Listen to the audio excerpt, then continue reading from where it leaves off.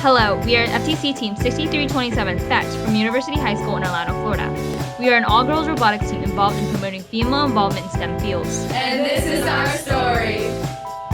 At the beginning of every meeting, we establish goals that we hope to achieve for that day. Then we break off into groups and work as committees to try to achieve these goals. If anyone needs help, we make sure to go help them without a second thought.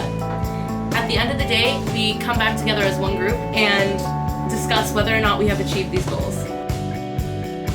When first designing our robot, we took to the whiteboard and laid out all of our ideas to discuss as a team. We made prototypes to test our ideas and made changes depending on if they worked or not.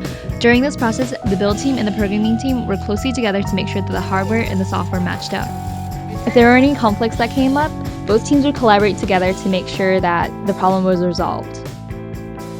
We have a joint in front of our robot so that we can raise our whole robot to go over the churros.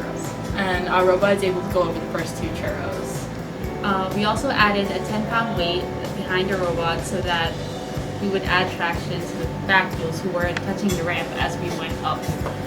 At first, our robot slid down the ramp, but with the added weight, there was more friction with the wheels and the ramp, so we were able to go up. In addition to our drive brace, we also have 2 servos at the front of the robot, one on the left and one on the right, and they serve to push down the levers so that the climbers will fall down. It also serves as a plow for the debris on the floor to put into the floor goals. At our first meet, we focused more on the function of the robot instead of the aesthetics. But since then, we have rebuilt our robot so that it maintains the same functions and uses the same space more efficiently. In our robot's design, we use a worm gear that is attached to the joint of the robot. The worm gear allows our robot to maintain a certain position that's necessary for our robot to climb up the ramp.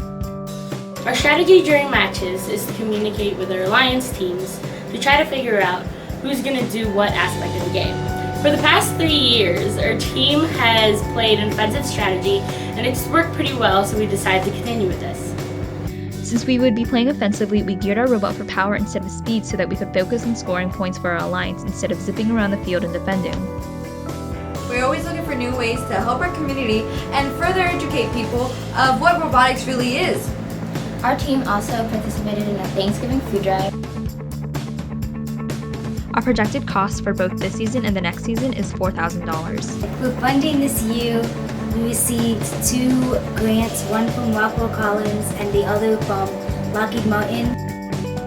Team Fetch strives to spread the word about first, and although being on Team Fetch is challenging at times, being part of the Fetch family is well worth the effort. Not only supported of their fellow members, Team Fetch actively supports other teams as well.